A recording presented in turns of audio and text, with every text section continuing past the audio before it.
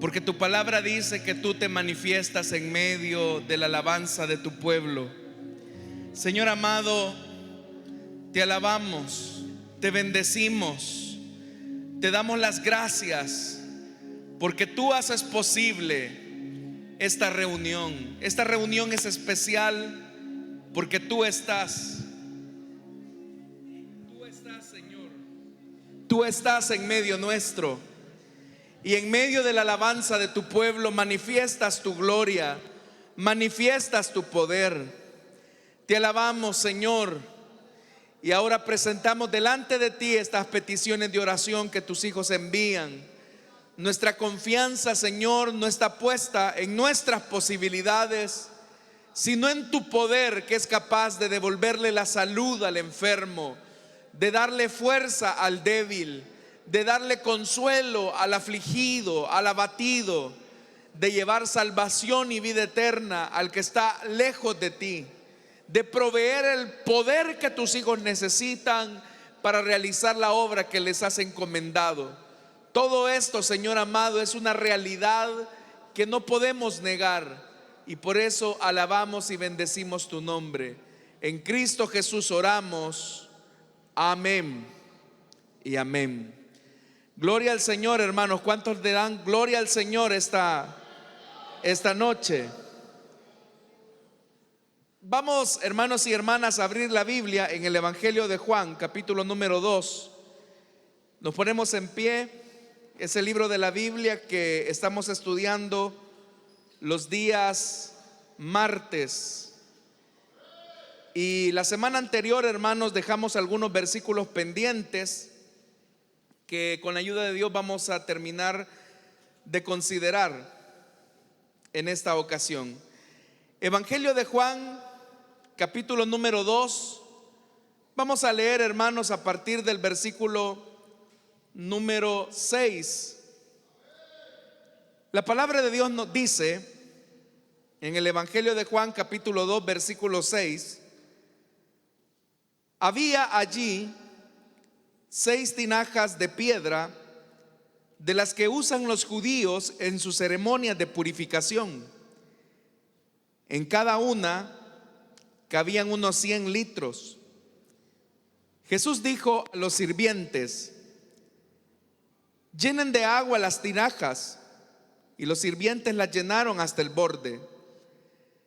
Ahora saquen un poco y llévenlo al encargado del banquete, les dijo Jesús. Así lo hicieron. El encargado del banquete probó el agua convertida en vino sin saber de dónde había salido, aunque sí lo sabían los sirvientes que habían sacado el agua. Entonces llamó aparte al novio y le dijo: todos sirven primero el mejor vino, y cuando los invitados han bebido mucho, entonces sirven el más barato. Pero tú has guardado el mejor vino hasta ahora. Esta, la primera de sus señales, las hizo Jesús en Caná de Galilea. Así reveló su gloria y sus discípulos creyeron en él. Después de esto, Jesús bajó a Capernaum con su madre, sus hermanos y sus discípulos, y se quedaron allí unos días. Amén. Tengan la bondad de sentarse, hermanos y hermanas, por favor, en esta noche. La semana pasada, hermanos, usted se recordará que al iniciar este capítulo 2, consideramos que esta era la primer señal de Jesús dentro de este evangelio, el Evangelio de Juan. Y decíamos que resulta interesante que el evangelista coloque como la primer señal del ministerio del Señor Jesús esta señal milagrosa o este milagro de convertir el agua en vino. Decíamos que es interesante porque en primer lugar solamente se menciona en este evangelio, no hay otra referencia en los otros 3. Y también resulta interesante porque se nos habla de que Jesús asiste con sus discípulos y su madre a una boda. Parece que en este relato se ha guardado el anonimato de los esposos. Se guarda incluso el anonimato de cuál es la relación que tiene la madre de Jesús con la pareja que se está casando. Pero intencionalmente en este capítulo 2 se mencionan algunos detalles muy precisos. Por ejemplo, uno de esos detalles precisos es que María tiene una cercanía con los novios, la madre de Jesús. En segundo lugar, se nos menciona también el hecho que las tinajas que van a servir como recipiente donde se va a producir el milagro son tinajas de piedra y no de barro, y ese es un detalle importante, ya lo vamos a mencionar. Y esta agua que se contenía en esa tinaja era para los rituales de purificación. Ese es otro elemento muy detallado. También se nos describe la capacidad que tenía cada tinaja. Se nos habla también acerca de los sirvientes o los que estaban sirviendo a la mesa. Y es interesante que la palabra griega que se traduce ahí como sirviente es una palabra que usted y yo conocemos bastante bien. Es la palabra diáconos. De ahí viene, hermanos, la función de aquellos que sirven a la mesa o sirven a la iglesia, la palabra diáconos. Y eso es un elemento interesante, que son al final los primeros testigos que ven cómo se produce el milagro.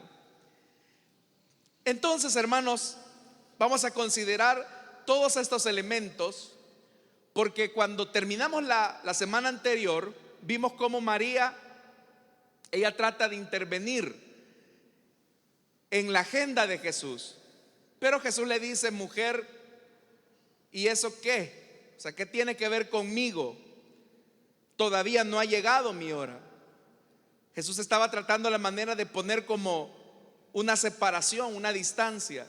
Vemos que Jesús está tratando con mucho respeto a su madre, pero ahora Jesús está colocando en perspectiva a María como una discípula y no como su madre.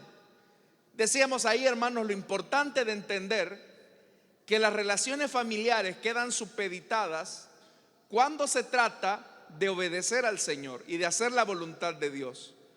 Uno no puede darle una preponderancia a las relaciones familiares en detrimento de la voluntad de Dios.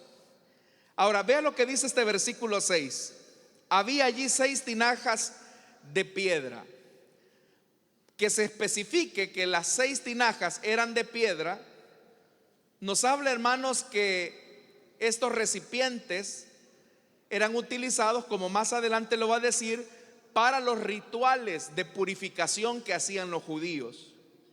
De hecho, que todo judío debía de tener al menos una tinaja pequeña, dependiendo la cantidad de familia que había en esa casa, para realizar el ritual de purificación. ¿Y en qué consistía el ritual de purificación?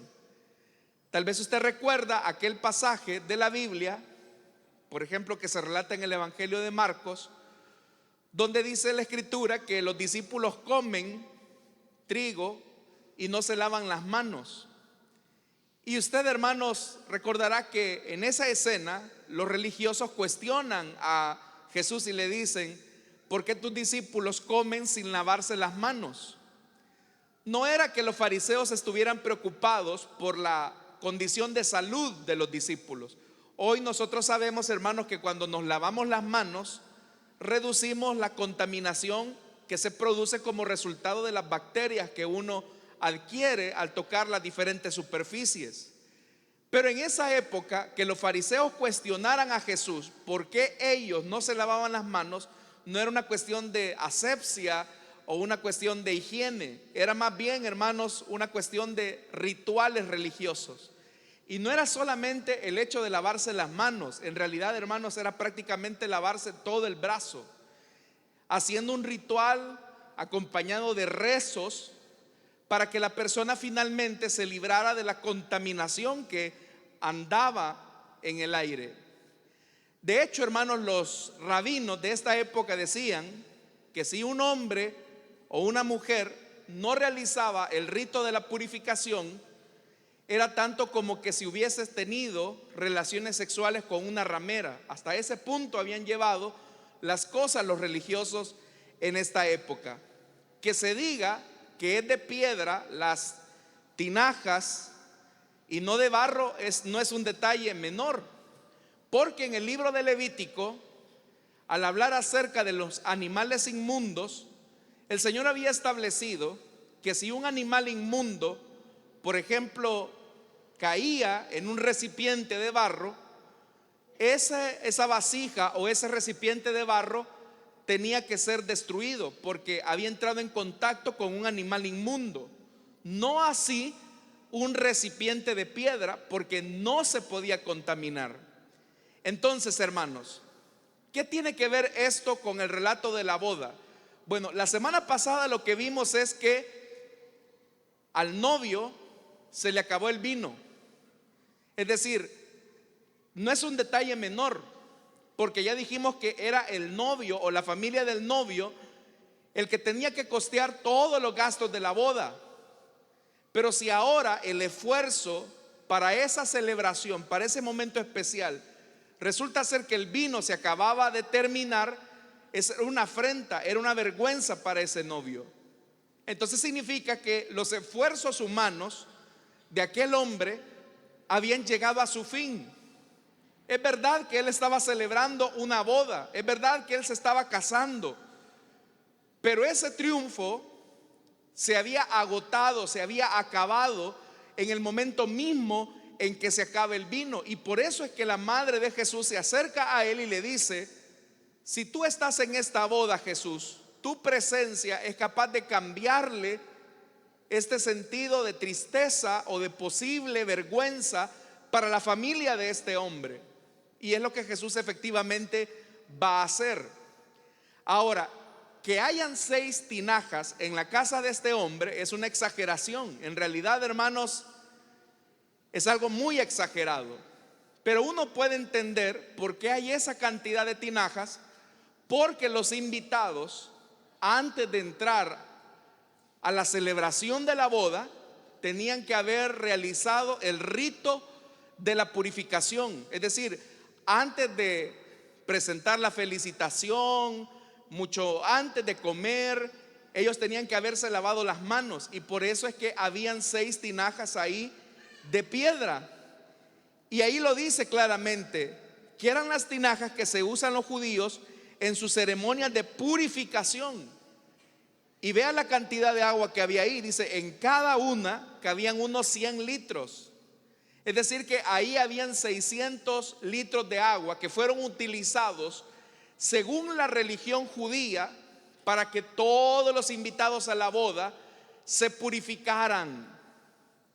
Pero al final, hermanos, esa era agua. Y usted sabe que hay 3 características del agua, que es insabora, incolora y también es correcto. Esas son las 3 características del agua: que no tiene color, no tiene olor y no tiene sabor. Pero ¿qué se quiere expresar ahí? Porque ya le dije, no hay que poner tanta atención en cómo Jesús hizo la señal, sino en el mensaje que el evangelista quiere representar. Las 6 tinajas de piedra que contienen agua para los ritos de purificación representan a la religión judía, que es una religión insípida, que no es capaz de darle vida a todas aquellas personas que practican los rituales de purificación. No porque este hombre hubiese hecho los ritos de purificación junto a todos sus invitados, significaba que ellos iban a tener gozo y satisfacción en esta boda. No era así. Todos ellos habían practicado los rituales de purificación, pero no se están dando cuenta que el vino se les ha acabado, con lo que suponía que la fiesta estaba llegando a su fin. Entonces dice más adelante el versículo 7: Jesús dijo a los sirvientes: Vea que Jesús es un invitado, pero ahora Jesús está retomando la posición que su madre le dejó. ¿Y cuál fue la posición que su madre le dejó frente a los sirvientes o frente a los diáconos? Hagan todo lo que Él les diga. Cuando nosotros, hermanos, le damos lugar a Jesús para que tome la posición que corresponde, Él entonces va a comenzar a ordenar aquello que no tiene orden. Él va a comenzar a intervenir ahí donde le han dado su lugar. Significa que Dios entonces, hermanos, no va a actuar a favor de nuestra vida si nosotros no le damos el lugar que a Él le corresponde. Jesús no iba a actuar si no se lo pedían. Pero como María se hace a un lado y dice: hey, muchachos, hagan todo lo que Él les diga. Y entonces ya los sirvientes, los diáconos, ya no prestaron atención a María, ya no pusieron sus ojos en María, sino que pusieron sus ojos en Jesús. Y eso es lo que dice el versículo 7. Jesús dijo a los sirvientes: en primer lugar, llenen de agua las tinajas. ¿Cómo es que Jesús ahora está pidiendo algo como esto? Uno de los sirvientes le pudo haber dicho a Jesús: maestro, por si no te has dado cuenta, todos los que están participando de la boda ya realizaron sus ritos de purificación. ¿Por qué nos estás pidiendo que las tinajas se vuelvan a llenar de agua? No tiene sentido, ya nadie se va a lavar las manos. Pero vemos que los sirvientes, hermanos, no están cuestionando a Jesús, sino que ellos lo único que hacen es obedecer. Ellos no están cuestionando nada de lo que se les está pidiendo. Ellos simplemente obedecen a Jesús. Y dice la Biblia que efectivamente los sirvientes llenaron las tinajas con agua. Pero vea lo que dice el versículo 7. Los sirvientes las llenaron hasta el borde, es decir, al ras. Ya le dije, hermanos, esa era una cantidad de agua más que suficiente. Era abundante el agua que virtieron sobre las tinajas. Entonces dice la Escritura, la siguiente orden es una orden también, hermanos, que choca contra todo sentido. Ahora saquen un poco, dice, y llévenlo al encargado del banquete. No solo los sirvientes no cuestionan la orden de Jesús, sino que también los sirvientes o los diáconos actúan en fe. ¿Y por qué actúan en fe, hermanos? Porque ¿qué pasaba si estos sirvientes le llevaban el agua al encargado del banquete y resulta ser que al momento de probar el encargado del banquete la bebida, resulta ser que seguía siendo agua? ¿Quién iba a ser el abochornado? El novio. El maestro de sala hubiera dicho: qué barbaridad, qué pobreza. Lamento anunciarles, estimados invitados a la boda, que porque este novio es un acabado, se acabó la fiesta, así que calabaza, calabaza, cada quien para su casa. Pero ¿quién iba a quedar en bochorno? El novio. Pero no solo eso, sino que el maestro del banquete hubiera dicho, o el encargado del banquete hubiera dicho: y miren, los siervos de este hombre agua me traen. Pero ¿qué hubiera hecho este novio con los sirvientes? Les hubiera dado una levantada a estos sirvientes por haberlo deshonrado.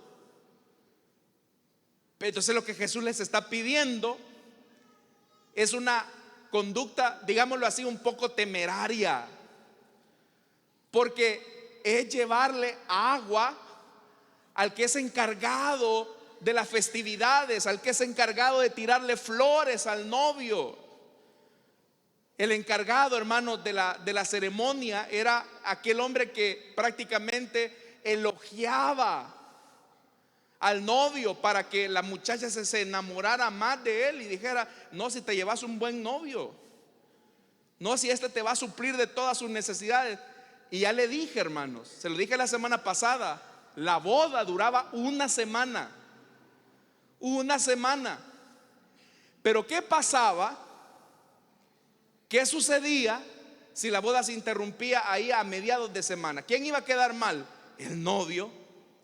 Pero lo que ahora Jesús le está pidiendo a los diáconos, a los sirvientes, es que vayan y hagan algo temerario. Es que vayan y hagan algo que no tiene sentido, que no tiene lógica. Entonces, ve, hermanos, ¿qué elementos podemos destacar de estos sirvientes? Que, como ya le dije, en el original griego la palabra es diáconos. ¿Qué encontramos de estos servidores de Dios? Número uno, no están cuestionando a Jesús. ¿Qué fue lo que les dijo María? Hagan todo lo que Él les diga. Punto. No pregunten, no cuestionen, solo háganlo. Segundo, Jesús los va a llevar a un punto donde van a tener que dar pasos de fe. Jesús los va a llevar a un punto donde van a tener que actuar por la fe. Eso a nosotros ya nos deja un principio importante. Y es que en la Biblia solamente podemos ver milagros de parte del Señor cuando estamos dispuestos a obedecer. La obediencia genera el milagro de Dios. Obedecer a Dios es lo que nos permite ser testigos de su poder y de su gloria. Nunca ha ocurrido al revés: Señor, yo quiero ver para obedecer, o yo quiero ver para creer. Nunca. A Abraham se le dijo: sal de tu tierra y de tu parentela y vete a la tierra que te mostraré. Y el Señor le dijo: camina hacia el oriente, hacia el occidente, porque todo lo que pisare la planta de tus pies será de ti y de tu descendencia. Y Dios cumplió esa palabra. Más adelante, hermanos y hermanas, cuando el Señor llevó a su pueblo frente al Mar Rojo, y allá estaba el pueblo desesperado porque tenía a los enemigos detrás de sus espaldas, el Señor le dijo: dile al pueblo que marche, que obedezca, y tú extiende tu vara y cruza el mar. Pero ¿qué había ahí? Primero es la obediencia antes de ver el milagro. Podemos encontrar también esto cuando el criado de Eliseo le dice al sirio Naamán: hey, manda a decir mi señor que te sumerjas 7 veces en el Jordán y después de esto vas a quedar limpio. ¿Y cuál fue la actitud de Naamán el sirio, hermanos? En un primer momento fue de protesta. ¿Que no hay acaso mejores ríos allá en Damasco en los que yo pudiera haber hecho esto? Pero dice la Biblia que uno de sus siervos se acerca y le dice: hey, mi jefe, si el profeta le hubiese pedido otra cosa difícil de hacer, no la habría hecho. Entonces, ¿por qué esto tan pequeño no lo puede hacer? ¿Y qué ocurrió, hermanos y hermanas? Finalmente Naamán obedece. ¿Y qué ocurrió? Pasó el milagro, fue sanado. Y la Biblia dice que la piel le quedó como la de un niño. Entonces, si usted quiere ver un milagro en su vida, algo en lo que solo Dios puede obrar, en primer lugar es necesaria la obediencia a la palabra de Dios. Y esa obediencia nos puede llevar, hermanos, a momentos donde es una locura hacer lo que se va a hacer. Como locura era que los sirvientes le llevaran un poco de agua al encargado del banquete. Acá nos podemos hacer la pregunta: ¿cuándo ocurrió el milagro? ¿Cuando los sirvientes llenaron de agua las tinajas de piedra?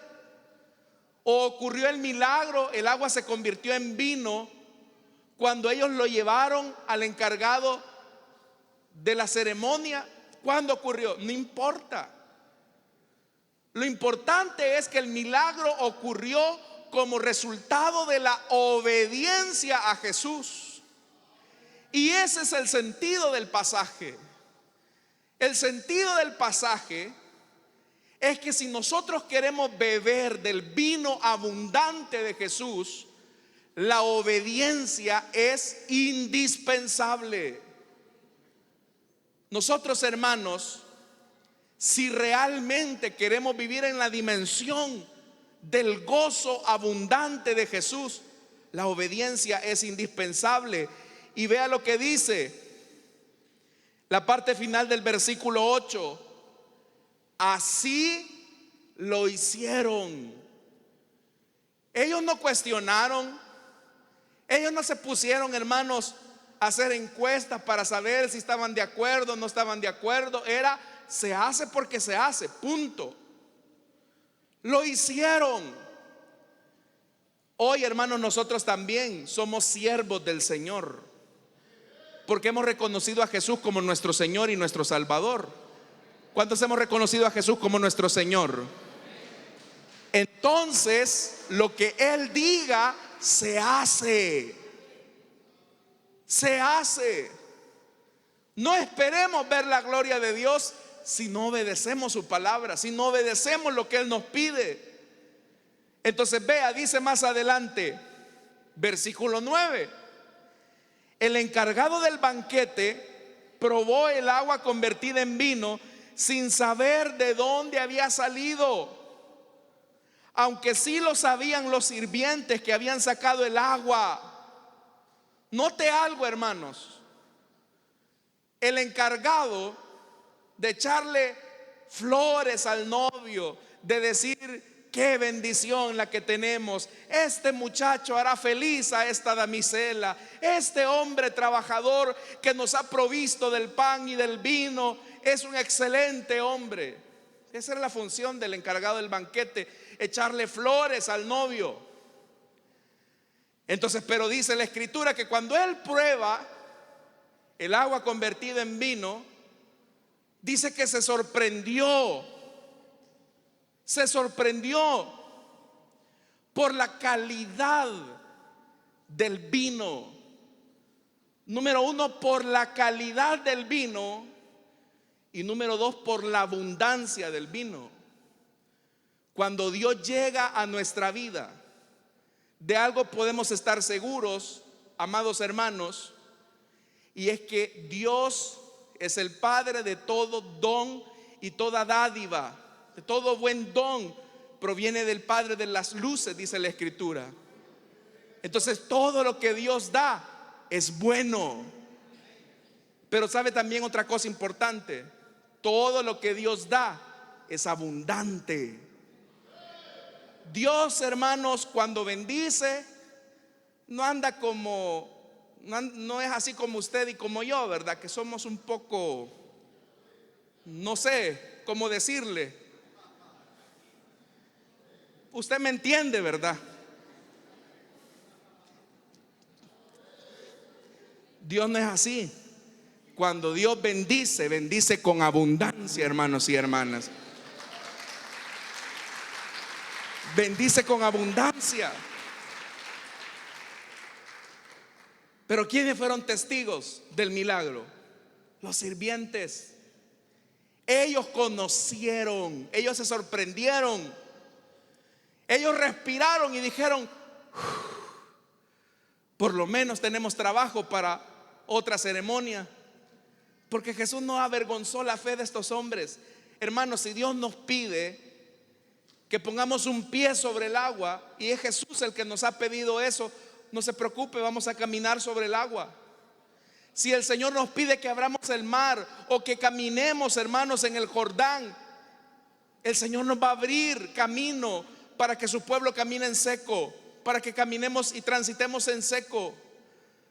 Si el Señor nos pide nuestros panecillos y nuestros pececillos, no se preocupe, en las manos de Jesús, Él es capaz de multiplicarlo todo. Entonces los sirvientes, los diáconos, los sirvientes que actuaron en fe, los sirvientes que no cuestionaron la palabra, vieron el milagro. Pero ellos no dijeron nada. Se quedaron calladitos. No dijeron absolutamente nada. Entonces vea algo. Aquí encontramos dos cosas.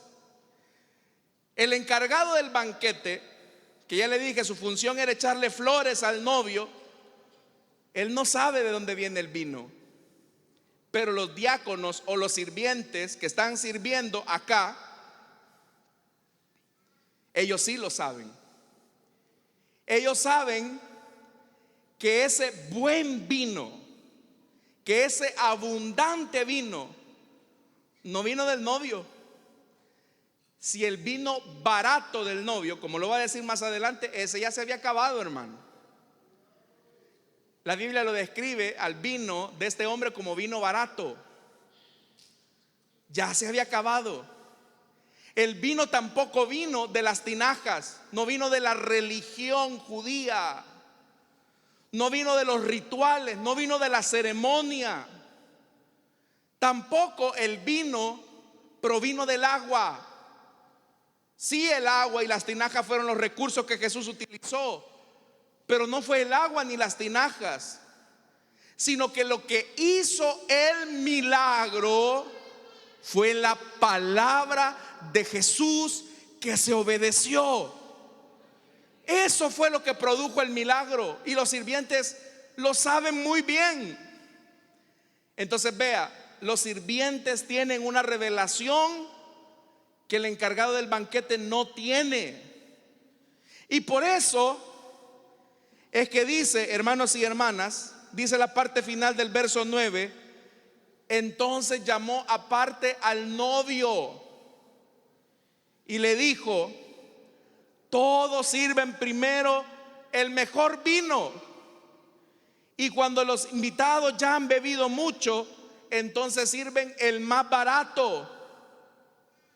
Le está tirando flores, y en privado él le dice: sí que te mandaste, le dijo, porque ahora me doy cuenta que el primer vino que nos enseñaste, esa es una baratija comparado con este buen vino que nos ha servido ahora. Te mandaste, le dice. Y el novio, ni cuenta se da. El novio no se da cuenta. Le están echando flores, y seguramente el encargado del banquete salió y dijo: hey amigos, quiero enseñarles el vino que acá nos ha venido a ofrecer nuestro amigo, el mejor vino de calidad, pruébenlo. Y comenzaron a tomar. Y dijeron: qué buen vino este. Y le comenzaron a aplaudir al novio. Y Jesús, con sus discípulos y María, su madre, y los sirvientes solo se miraban de reojos, calladitos. El milagro no había venido de aquel hombre. El milagro no había venido de las tinajas de piedra que simbolizan la religión judía. El milagro había venido de la palabra creadora, de aquel que el verbo se hizo carne, de aquel que hizo posible, hermanos y hermanas, un gozo pleno. ¿Qué significa esto también? Que las aguas insípidas de la religión, Jesús las puede convertir en vino abundante, en vino de gozo, en vino de deleite. Porque ¿qué son las religiones? Las religiones son como el judaísmo. Lávese las manos, diga unas cuantas oraciones, y se hacían los rituales una y otra vez, una y otra vez. Pero por el mismo hecho de ser ritos, eran insípidos. Ya no se sentía sabor a nada. Así como el agua no tiene sabor, así era la religión. Y así es cualquier religión, hermanos. Toda religión se vuelve insípida con el tiempo. Pero cuando una comunidad de personas, una comunidad de discípulos, tienen a Jesús en su boda, tienen a Jesús en lo que hacen. Usted sabe, hermanos, que tener una relación con Jesús no es insípida. Tener una relación con Jesús es deleite, es gozo. Tener una relación con el Hijo de Dios, hermanos y hermanas, en Él hay abundancia, en Él hay alegría. Cuando usted y yo, cuando hacemos las cosas para Dios, entre comillas, ya les hemos perdido el sabor. Es decir, venir a la iglesia se ha vuelto insípido, servir al Señor se ha vuelto insípido. ¿Sabe por qué es? Porque no estamos obedeciendo la palabra de Jesús y estamos caminando lejos de Jesús. Pero ¿qué ocurre cuando nosotros obedecemos la palabra de Dios? Hay un deleite, hay un gozo, y eso se refleja hasta en el rostro, mis amados hermanos. Ya les he dicho que hay gente, ¿verdad?, que como que si nacieron en vinagre en realidad, porque vienen a la iglesia a amargarse. ¿Y a qué viene, hermano? Hay gente que cuando le dicen, mira, hermano, le toca servir en baño, ay, solo ahí me mandan. Si lo mandan allá a cuidar carros, ay, solo ahí. Pero el que tiene una relación de deleite con Jesús, hermano, lo pueden poner a hacer cualquier cosa, como estos sirvientes o diáconos, pero lo hacen con deleite, y eso va a generar más deleite. Porque obedecer la palabra de Dios siempre traerá gozo abundante al que obedece al Señor. Siempre habrá un deleite. Entonces, tener al Señor implica que estamos rebosando de ese vino nuevo. Entonces dice el versículo 10 en la segunda parte: pero tú, dice, has guardado el mejor vino hasta ahora. Tú has guardado el mejor vino hasta ahora, le están diciendo al novio. Yo le dije a usted la semana pasada que el mejor regalo de bodas que le había llegado a esta pareja era la presencia de Jesús ahí. Hermanos, a ellos le pudieron haber dado pues lo que dan en las bodas, ¿verdad? Vajillas plásticas, mantas, picheles plásticos, lo que damos, pues, hermano. No, yo sé que ustedes ya no dan eso, hermano. Bueno, pero el mejor regalo era la presencia de Jesús en esa boda. Era su presencia. Y por eso es que le dice, hermanos, entonces llamó aparte al novio, y al llamarlo aparte le dijo: tú has guardado el mejor vino hasta ahora. ¿Y cuál era el mejor vino? Comparado con las aguas insípidas de las 6 tinajas. El mejor vino, hermanos y hermanas, no era el que estaban tomando. El mejor vino era la presencia de Jesús en medio de ellos. Era la gloria de Dios en medio de ellos. ¿Sabe por qué? Porque ese privilegio que esos comensales estaban teniendo en esa boda, de tener al Hijo de Dios en medio, era el mejor vino. Era el mejor vino. Por eso, hermanos y hermanas, también este vino barato de este hombre no compite con el mejor vino que se ha guardado. ¿Y cuál es el mejor vino? La presencia de Jesús en medio de su pueblo. Hermanos, miren, nosotros podemos tener un montón de cosas en nuestras reuniones. Podemos tener los mejores cantantes, los mejores grupos, los mejores conferencistas, el mejor auditorio, podemos tener todas las comodidades que quisiéramos. Pero si Jesús no está, hermanos, eso es una religión insípida, muerta. Pero puede ser que, hermanos y hermanas, no tengamos los mejores ministros de alabanza, no tengamos los mejores predicadores, puede ser que no tengamos los mejores servidores, puede ser que no tengamos las mejores condiciones.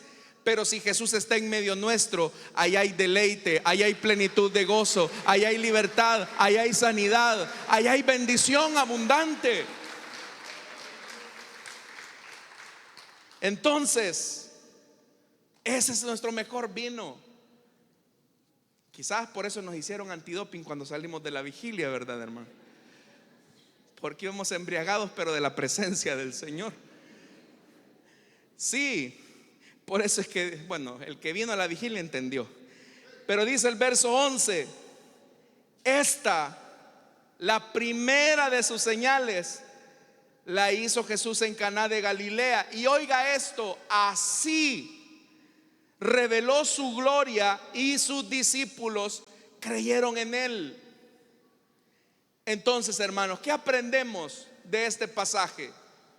En primer lugar, que Jesús viene a romper el esquema de lo que significa ser un discípulo de Jesús. Porque ya le dije, muchos de los que eran discípulos hoy de Jesús lo habían sido de Juan el Bautista. Pero ¿cuál había sido la norma de vida que el Bautista les había enseñado? No comilón, no va a fiestas, come chapulines untados con miel, ropa austera, lejos de la sociedad. Pero viene Jesús y les cambia eso y les dice: no, ya no va a ser así. Vamos a irnos a reunir con la gente, vamos a participar de lo que ellos están haciendo, vamos a participar de esa boda y les vamos a demostrar que andar con Jesús es un gozo y es un deleite. Entonces, hermanos, Jesús cambia eso. Lo segundo que aprendemos es que para ver los milagros de Dios necesitamos obediencia. Aquellos hermanos que cuestionan y dicen: mire, pero que Dios me dé una señal, mire, pero que Dios me confirme, mire, pero que se me aparezca Gabriel, mire, pero que se me aparezca también Miguel, entonces ahí voy a creer y así voy a obedecer. No, se necesita obedecer la palabra de Dios, así como los sirvientes obedecieron a Jesús sin cuestionarlo. Y nosotros, hermanos, obedecemos en esa misma dimensión. Obedecemos al Señor sin cuestionarlo. Para prueba, para muestra, un botón. No me vaya a decir amén. ¿Cuántos de nosotros somos fieles al Señor en nuestros diezmos? Y Dios nos pide que seamos fieles al Señor en nuestros diezmos y ofrendas. Pero ¿qué dicen muchos cristianos? No, es que eso era del viejo pacto. No, es que demuéstreme en la Biblia, en el Nuevo Testamento, y se lo puedo demostrar. Y aún demostrándosele, usted seguirá siendo tacaño. Usted seguirá siendo, hermanos, una persona egoísta, insípida. Por eso es que no le alcanza, hermanos, porque no es capaz. Porque es cierto, cuando usted da para la obra de Dios, técnicamente hablando, a usted le queda menos. Pero dígame si no, los que somos fieles al Señor en esto, si no hemos visto acaso el milagro de provisión de nuestro Dios al obedecer su palabra.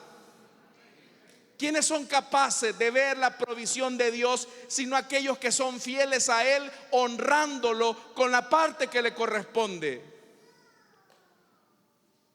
Hablemos de otra cosa. Nosotros sabemos, hermanos y hermanas, que el Señor, por ejemplo, nos demanda servicio, que sirvamos al Señor, porque sirviéndolo, ¿sabe? Ese es el problema cuando no servimos al Señor. Y ojo, hay una gran diferencia entre servir a Dios y que me vean servir. Son dos cosas distintas. Servir a Dios implica muchas veces renunciar a mi comodidad, renunciar a mis preferencias. Y sin embargo, cuando a la persona le dicen: hermano, ¿y usted podía prestar su casa para abrir la célula? Hermano, ¿y usted podría tomar una célula el otro año, hermano?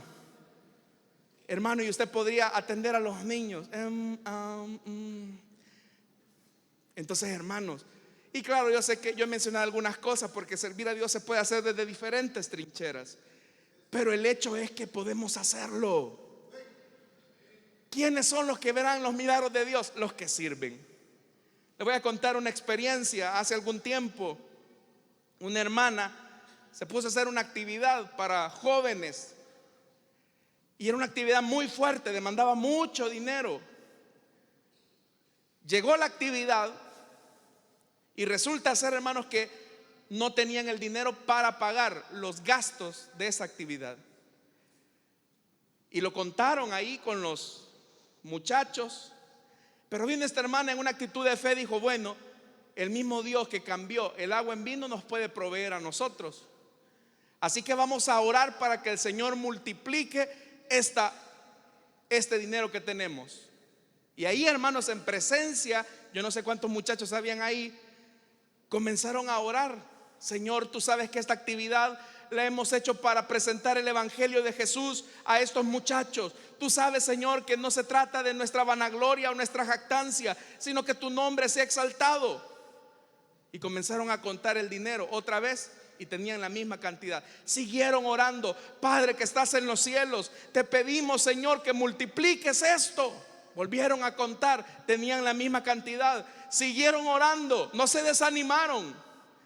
Hermanos, a la tercera o cuarta vez que volvieron a contar, el Señor multiplicó y les dio lo que necesitaban para cubrir esa actividad, para honra y gloria de su nombre. Ese es el Señor. Pero ¿quiénes son capaces de ver esos milagros sino los que están sirviendo? Cuenta el pastor general que unos hermanos que en época de la guerra, hermanos, andaban evangelizando y no sé si iban o venían. El caso es que el vehículo se queda sin combustible y no había ninguna estación de combustible cerca. Y era una época de la guerra. Se bajaron los hermanos y comenzaron a orar. Y oraron para que el agua que llevaban se convirtiera en gasolina para que pudieran llegar. Y Dios hizo el milagro. Dios hizo el milagro. O sea, porque virtieron el agua en el tanque de la gasolina. Pero ¿qué significa ponerle agua a un tanque de gasolina, hermano? ¿Qué significa? Usted arruina el vehículo. Pero ellos, creyéndole al Señor, que andaban haciendo la obra de Dios, hicieron eso. Hoy muchos de estos hermanos son pastores. Virtieron el agua que andaban en el tanque de gasolina y alcanzaron a llegar hasta el próximo destino y el carro no se arruinó. ¿Usted cree eso? Ya les vi la cara de incrédulos a muchos de ustedes. No creen. ¿Y saben por qué no creen? Porque no sirven, hermanos y hermanas, porque no obedecen al Señor. Pero déjeme decirle, nuestro Dios es capaz de eso y de más.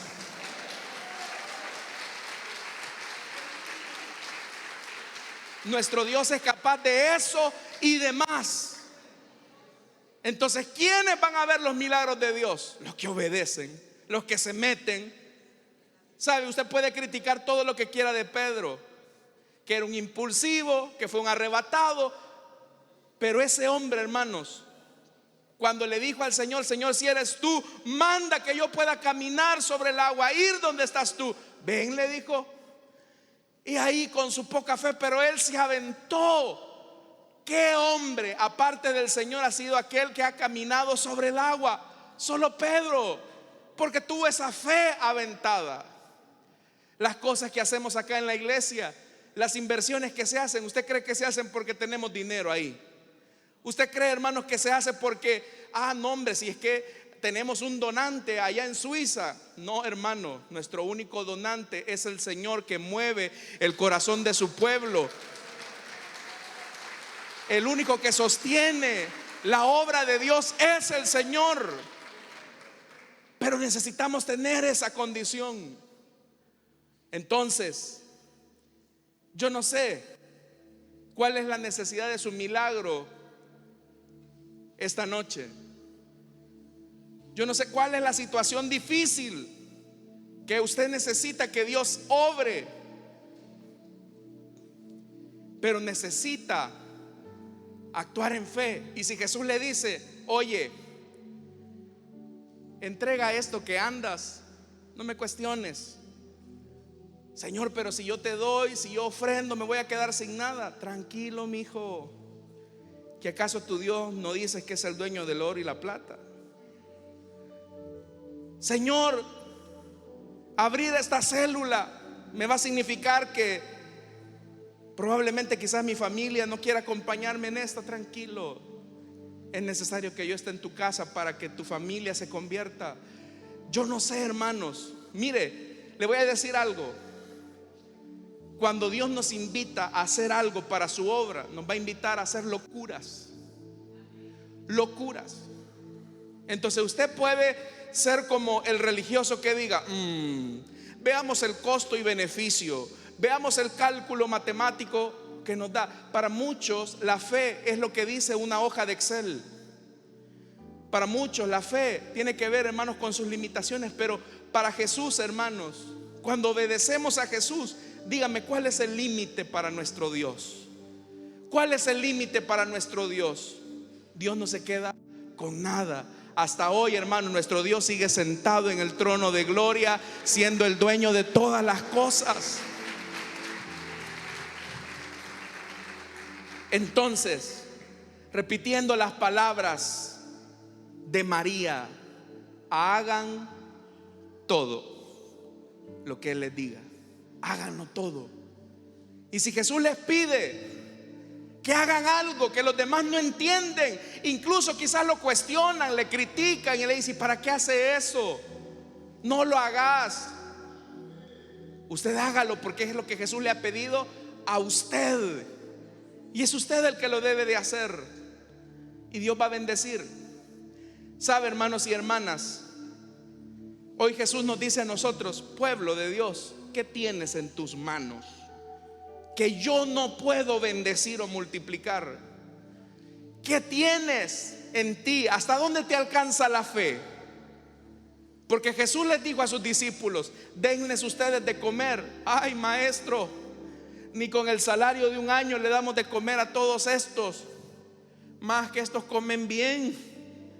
No les digan de comer porque son buenos para el diente. No nos alcanza. Y Jesús les dice, no se trata de lo que ustedes tienen, se trata de quién va a su lado. Y el que va a su lado es el que hizo los cielos y la tierra, es el que puso en orden el cosmos, hermanos. Y ese también es su Señor. Dicen amén, hermanos. Así que yo no sé qué es aquello que el Señor te pedirá que en fe tú hagas, porque puede ser absurdo como esto. Y lo otro, hermanos, con lo que termino, es que cuando la presencia de Dios se ha ido, las cosas se vuelven insípidas. El agua está ahí, sin sabor, sin color, sin olor. Pero sí o no, cuando Jesús está en nuestra vida, Él le da sabor a nuestra vida, a nuestra existencia. Cuando Jesús está en nuestra vida, hermanos, Él le da color a nuestros días grises. Cuando Jesús está en nuestra vida, hermanos, Él le da sabor. Dicen amén, hermanos. Claro. Pero si te has alejado de Jesús, es normal que tu vida siempre sea gris, porque eres un desobediente, cuestionas la palabra del Señor y toda la vida andas triste y amargado. Hermanos, todos en algún momento de nuestra vida vamos a pasar momentos de tristeza, de dificultad. Pero no es permisible que nosotros como hijos de Dios, hermanos y hermanas, siempre andemos con una nube oscura sobre nuestra cabeza. Porque entonces, ¿de qué Jesús me estás hablando? Porque si tu Jesús no te da gozo, no te da deleite, no es el Señor al que yo sirvo. Pero tienes hoy la oportunidad para comenzar de nuevo y ser Él el vino abundante que Él ha venido a ofrecer. El que tiene oídos para oír, que oiga. Amén, hermanos. Vamos a orar y vamos a cerrar nuestros ojos.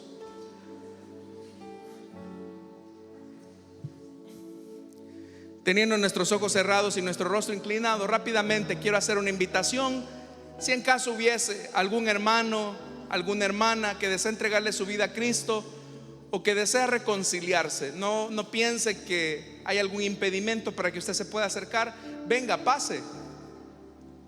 Venga, pase. Si usted quiere entregarle su vida a Cristo o desea reconciliarse, póngase en pie. Si usted quiere entregarle su vida al Señor, póngase en pie. Dios le bendiga. Pase, queremos orar por usted. Venga, permítanos orar por usted. Dios le bendiga al caballero que viene aquí en la parte de atrás.